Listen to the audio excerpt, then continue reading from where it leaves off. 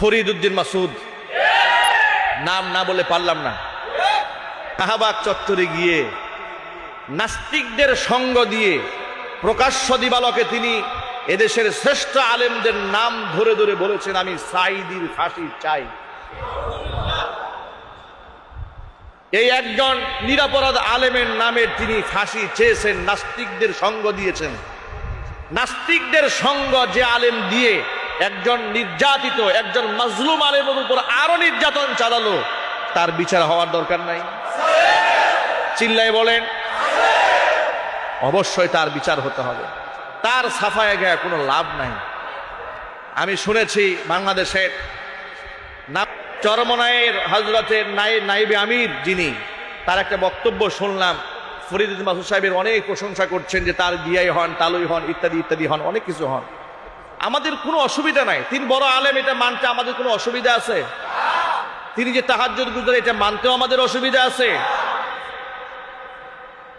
নায়েবে আমিরুল মুজাহিদিন বলেছেন, যদি কোনো মিথ্যা মামলা করা হয় তাহলে থানা ঘেরাও করা হবে। মিথ্যা মামলার পক্ষে আমরা নই।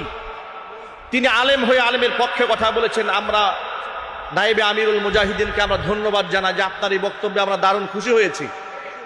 কিন্তু এই খুশি আমরা আরো অনেক আগে হতে পারতাম। যেদিন মামুনুল হক অ্যারেস্ট হয়েছিল, আপনি যদি বলতেন মিথ্যা মামলায় গ্রেফতার করা হয়েছে, থানা ঘেরাও করা হবে, সেদিন আমরা আরো অনেক খুশি হতে পারতাম। যেদিন জুনায়েদ বাবুনগরী হাফিজাহুল্লাহকে মিথ্যা মামলায় গ্রেফতার করে একজন বয়োবৃদ্ধ মানুষকে রিমান্ডে নিয়ে পা উল্টা করে ঝুলিয়ে পিটিয়ে রক্তাক্ত করা হয়েছে, সেদিন যদি হুঙ্কার দিয়ে বলতেন এই সমস্ত মিথ্যা মামলা আলেমদের নামে দেওয়া হয়েছে, থানা ঘেরাও করা হবে, ওসি প্রত্যাহার করা হবে, এদেশের মুসলমানদের কলিজা ঠান্ডা হয়ে যেত। আপনি সেদিন কথাগুলো বলেন নাই। আপনি সেদিন কথা বলেন নাই, বরং আকার ইঙ্গিতে অনেক জায়গায় এমনও কথা বলেছেন সরকার একেবারে ধাক্কা দিয়ে ফেলে দিবা, বিরাট শক্তি, রাজনৈতিক বুঝো, নানান কথা বলেছেন।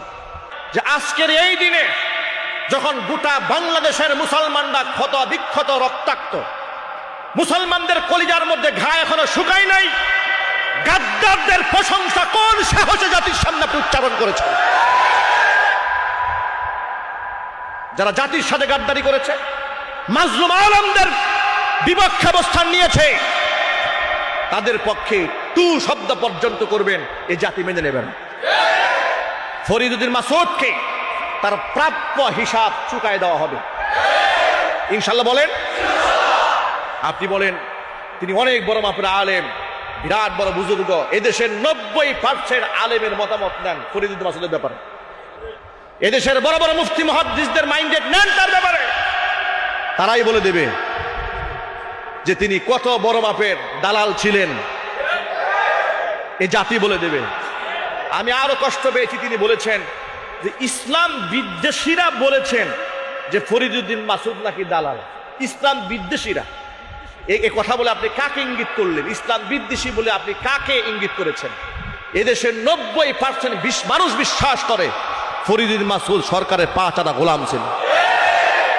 আপনারা কি এটা কি স্বীকার করেন? আমি যা বললাম সত্য না অসত্য? চিল্লায় বলেন। তাহলে এই সব মানুষ কি সরকারের আপনার সব ইসলাম বিদ্বেষী হয়ে গেল? না, মানুষ তার কর্মফল ভোগ করবে। এই কর্মফল থেকে আপনি চেনে কাউকে নামাতে পারবেন না, আপনি বাঁচাতে পারবেন না। কর্মফল তাকে ভোগ করতেই হবে। সুতরাং বাংলাদেশের এমন অসংখ্য জালেম আলেম ছিল, দালাল, বিভিন্ন মসজিদের মিম্বার থেকে আলেমদেরকে গ্রেফতার করাবার পেছনে তাদের হাত ছিল। কথা বলেন ঠিক কিনা? তাদেরকে জাতি খুব ভালো করে জানে।